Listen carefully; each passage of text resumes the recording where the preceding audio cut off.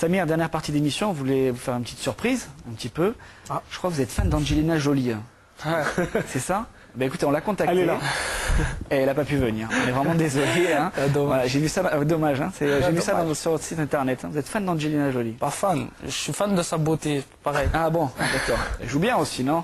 Non. Ouais, elle joue bien. Ouais, d'accord, vous regardez pas ça. Ok, bon, bah, elle n'a pas pu venir, on s'en excuse, Samir. On vous a fait une autre surprise. C'est Brad Pitt. Hein. Elle va venir, non, c'est pas Brad Pitt. On est allé un petit peu à la rencontre des personnes qui vous connaissent très très bien, à votre quartier, à la Gavotte-Perret. Et c'est Luc Sarlin qui est allé enquêter cette semaine. Et je vous propose de regarder ce petit reportage vous concernant. Il y a plus de 10 ans, c'est Samir Nasri qui jouait comme ses enfants sur cette place de la Gavotte-Perret à Marseille. Aujourd'hui, le petit prodige est devenu une star du football, mais n'a pas pour autant quitté son quartier d'origine. Ses copains qui ont grandi avec lui l'admirent et sont fiers de sa réussite. À l'époque, ici, il y avait une grande tour comme celle-ci.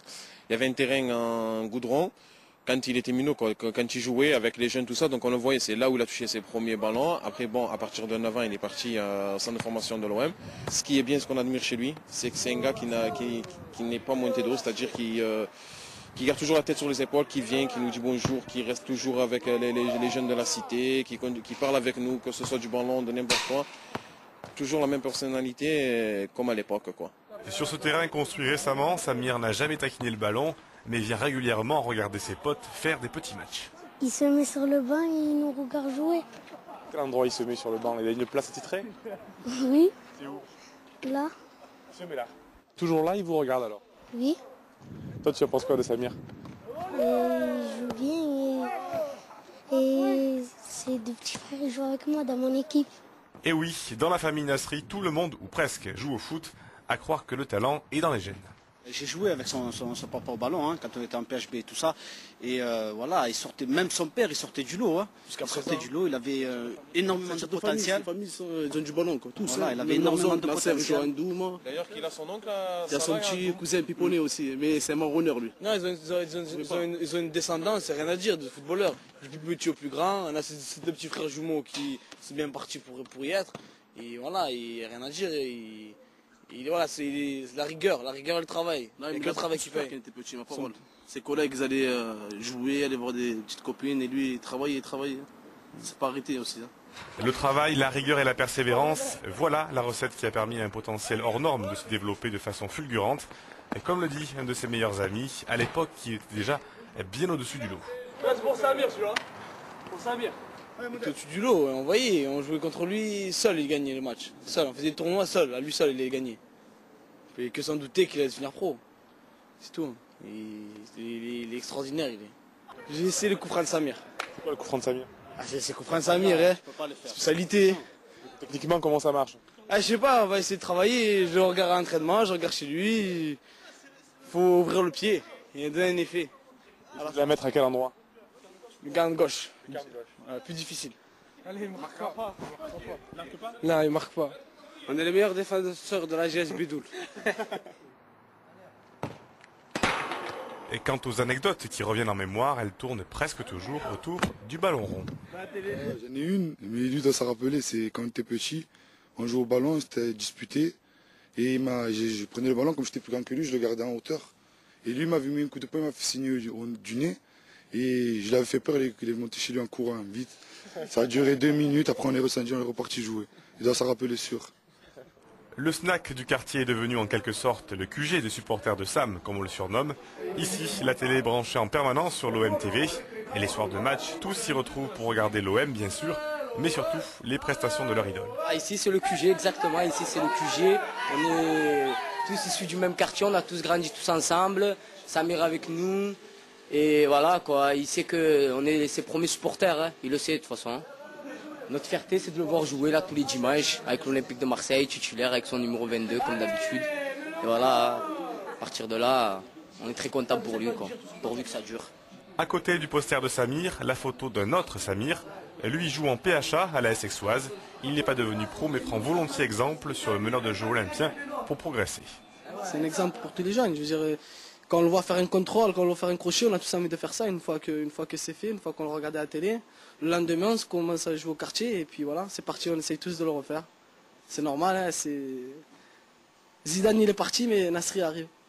Un exemple également de réussite sociale qui valorise l'image et aide la cité à se développer. C'est en tout cas le sentiment de son oncle Hossein Ben Saïd, qui dirige depuis 18 ans le centre social. Toutes les réussites, qu'elles soient sportives, économiques, culturelles, peu importe, c'est du bénéfice pour le quartier. Parce que dans tous les cas de figure, le quartier gagnera grâce à ces réussites. Elles sont diverses et variées, comme la société française. Ici, c'est la société française, avec ses complexités, ses difficultés, mais aussi ses réussites. Donc ça me paraît important. Son parcours fait rêver et donne espoir à ces jeunes qui, vous l'avez entendu, ne tarissent pas d'éloges sur l'enfant surdoué de la Gavotte-Perret. Certains d'entre eux ont d'ailleurs un message à lui adresser.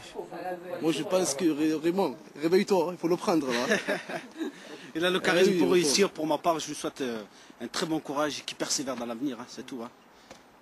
Moi aussi, déjà un bonjour, s'il voit l'émission et la réussite et Inch'Allah que Ballon d'Or dans 1 an ou dans 2 ans est le meilleur joueur de tous les temps. Inch'Allah, il va devenir comme Zidane, vous allez voir. Même mieux, on verra. Voilà, Samir pour ce reportage. Une petite réaction tout d'abord à chaud. Ouais, ça me fait vraiment plaisir et vraiment de l'émotion parce que c'est vraiment toutes les personnes que j'apprécie énormément et c'est les gens avec qui j'ai grandi et c'est vraiment le plus beau cadeau qu'on puisse me faire. Du haut de vos 22 ans, justement, vous êtes une idole pour ces jeunes. 19 ans. Oui. 19 ans, oui, 22 ans. Pourquoi 22 ans 19 ans. Comment vous le vivez, justement? Ah, mais je le vis très bien et je reste où je suis, je reste avec les gens avec qui j'ai grandi pour pas prendre la tête. Mon entourage est très important, mes parents sont là et m'ont donné la meilleure éducation possible, donc je ne me prends pas la tête et je sais d'où je viens et il faut travailler parce que où j'en suis là, c'est pas une fin en soi et j'espère progresser tout le temps. Avec votre père, hein, qui est en régie, là, il est en train de se cacher. C'est un bon joueur de PHA, on a découvert ça avec Jean-Charles. Je ne savais pas.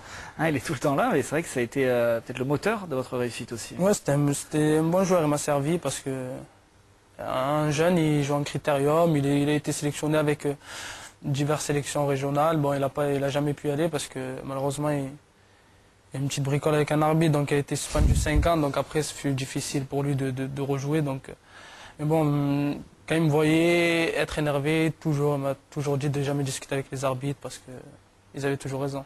Et il y a aussi les petits frères qui suivent derrière, et d'après les jeunes du quartier, ça a l'air d'être pas mal derrière, hein. Il y a la succession. Ouais, mais bon, le plus important, ils sont jeunes, et ça c'est qu'ils prennent du plaisir, qu'ils s'amusent, il ne faut pas qu'ils pensent que le foot ça va être un métier, il faut qu'ils travaillent à l'école, et ça c'est le plus important. Bon, ils n'ont pas été trop durs, vos copains? Parce qu'il y en a un qui vous a chahuté, c'est ça, il était un peu plus grand que vous, hein, je crois. Lui, c'est un très bon ami à moi, c'est mon voisin, et il vit au-dessus de chez moi. Et c'est vrai que... Il vaut mieux être ami avec lui, hein. Ouais. C'est un beau bébé, hein, je crois. Hein. Ah ouais, il fait 1m90, il fait 120 kg. Ouais. À l'époque, déjà, il faisait 1m70, je faisais 1m20, donc... Je me souviens, c'est vrai. Il a fait saigner du nez, je croyais que je l'avais battu, et là, il a voulu courir derrière moi, je suis monté chez moi. Tu veux faire carrière dans la boxe, hein? Non. C'est vrai que c'est une belle réussite, c'est une belle réussite pour ces jeunes, hein, aussi. Jean-Charles, c'est vrai qu'ils prennent vraiment exemple sur Samir Nasri, qui garde la tête sur les épaules. On en est témoin ici chaque jour à la commanderie.